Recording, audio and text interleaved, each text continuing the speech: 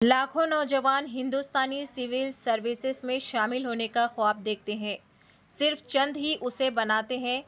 अदीबा अहमद उन चंद लोगों में से एक है जिन्होंने UPSC union public service commission को पास किया। उनकी कामयाबी और भी ख़ास है। वह इम्तिहान पास करने वाली महाराष्ट्र की पहली मुस्लिम खातून बन गई है। यूपीएससी के नताइज का ऐलान 22 अप्रैल को हुआ।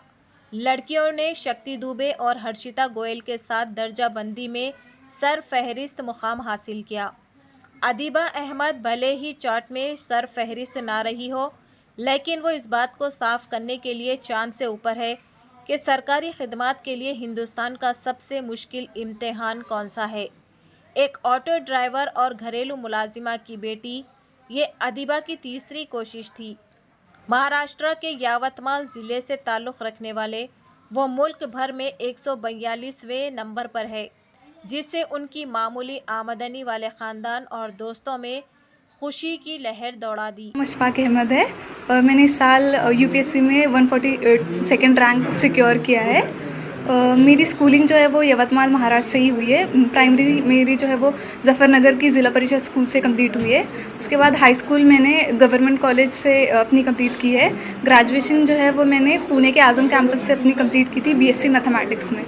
12th के बाद ही मैंने ये डिसाइड कर लिया था कि मुझे यूपीएससी करनी है। इंस्पिरेशन इसकी मुझे अपने मामू के थ्रू मिली, जो सेवा एनजीओ के सेक्रेटरी है। उन्होंने मुझे जो है वो इंट्रोड्यूस करवाया कि एक आईएएस ऑफिसर होता क्या है, उसके लिए आपको किस तरीके से प्रिपरेशन करनी है, ये सब चीज़ें। तो मैंने वहाँ से डिसाइड कर लिया था कि मुझे अब यूपीएससी करनी है। तो फिर ग्रेजुएशन के फ़ौरन बाद ही जो है वो मैंने अपनी प्रिपरेशन स्टार्ट कर दी थी यूपीएससी के लिए। पहले मैंने जो है वो अपना फर्स्ट अटैम्प्ट मुंबई से दिया था, हज हाउस से।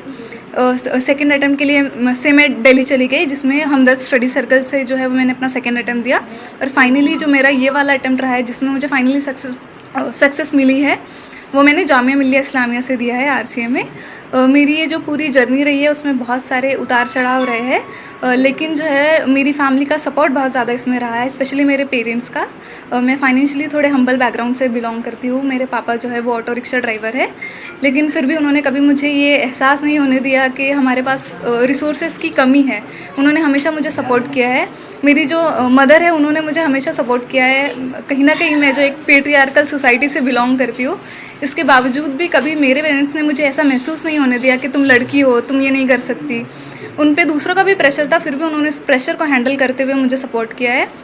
मेरी पूरी फैमिली, फ्रेंड्स, टीचर्स, सब ने मुझे इस जर्नी में जो है वो बहुत ज़्यादा सपोर्ट किया है। मैं अपनी प्रिपरेशन की बात करूँ तो ये मेरा 4th अटैम्प्ट था, तो इससे आप अंदाज़ा लगा सकते हैं कि जर्नी बहुत ज़्यादा डिफ़िकल्ट रही है। फेलियर्स बहुत सारे आए हैं इसमें, लेकिन मैंने इस जर्नी में एक चीज़ सीखी है कि आपको पेशेंस और कंसिस्टेंसी जो है वो कभी, इन दोनों चीज़ों का साथ नहीं छोड़ना है।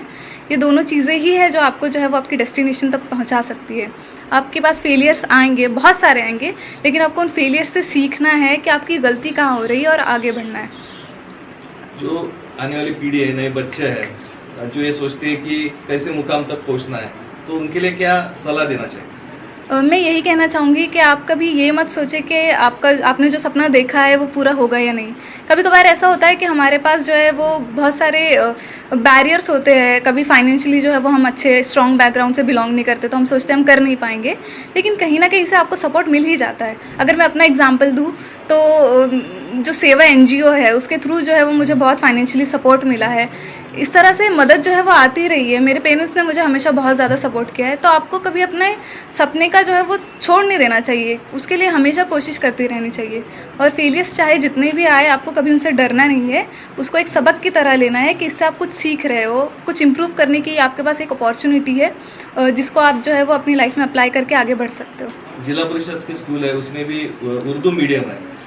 ऐसी परिस्थिति में हमेशा लोग सोचते हैं कि बड़े स्कूल होना चाहिए, अंग्रेजी में पढ़ना चाहिए, तो क्या लगता है इसमें?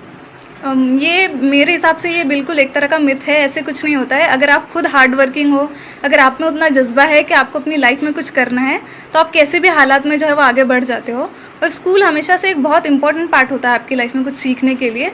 आप में खुद में वो जज्बा होना चाहिए कि आप उस अपॉर्चुनिटी को एक्सप्लॉइट कर पाए।